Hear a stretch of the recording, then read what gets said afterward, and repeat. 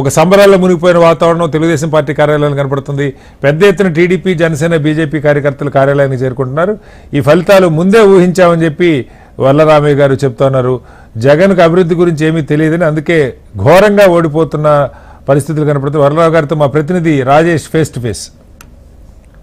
ప్రక్రియ మొదలై గంటన్నర గడిచిన దగ్గర నుంచి తెలుగుదేశం పార్టీ జాతీయ కార్యాలయంలో సంబరాలు జరుపుకున్నారు. అయితే ప్రస్తుతం మనకి తెలుగుదేశం పార్టీ పొలిట్ బ్యూరో సభ్యులు రామయ్య గారు ఉన్నారు. ఆయనతో మాట్లాడడానికి ప్రయత్నిద్దాం. సార్, ఎలా అనిపిస్తుంది? మొదటి గంటలోనే దాదాపు సంబరాలు చేసుకునే పరిస్థితి కనబడుతుంది. ఎలా చూస్తున్నారు? ఇది ఎక్స్పెక్ట్ చేసిందే మేము.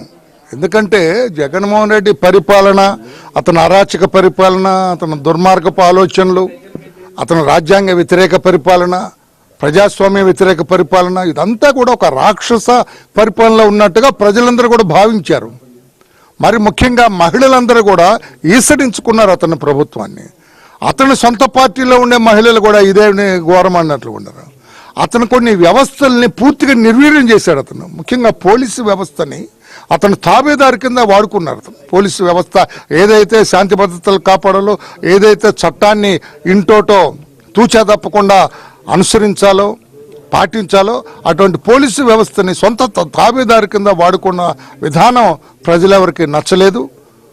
ఎప్పుడైతే చంద్రబాబు నాయుడు గారు మంచి ఆలోచన చేసి మోడీ గారి సహచర్యంతో బీజేపీ పార్టీని, మన పవన్ కళ్యాణ్ గారు సినిమా హీరో, ఆయన చరిష్మాతోటి జనసేన పార్టీని, 3 పార్టీలు కలిపి ఎప్పుడైతే ఈ కూటమిగా ఏర్పాటైందో అప్పుడే విజయం ఈ కూటమిది అనేది ప్రజలకు అర్థమైపోయింది.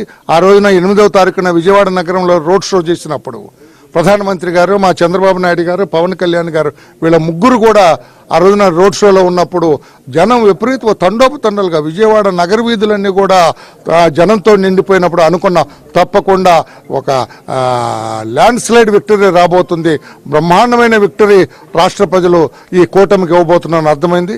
పోలింగ్ రోజున కూడా మేము జనం ఆ పోలింగ్ సరళ చూసిన తర్వాత తప్పకుండా మాకు 160 సీట్ల పైన రాబోతున్నాయని కూడా మేము అంచనా వేసుకున్నాం. అంటే నిన్న చూసినా కానీ జగన్మోహన్ రెడ్డి గారు ట్వీట్ చేశారు, ఖచ్చితంగా అధికారంలోకి తమ్మే వస్తున్నాము, ఖచ్చితంగా పోలింగ్ అయిపోయిన సరళను చూస్తే అధికారం మనదే, కౌంటింగ్ కేంద్రాల దగ్గర జాగ్రత్తగా ఉండండి, ఏ ఓటుని మిస్ చేయొద్దని ట్వీట్ చేశారు. దాని మీద మీరేమంటారు?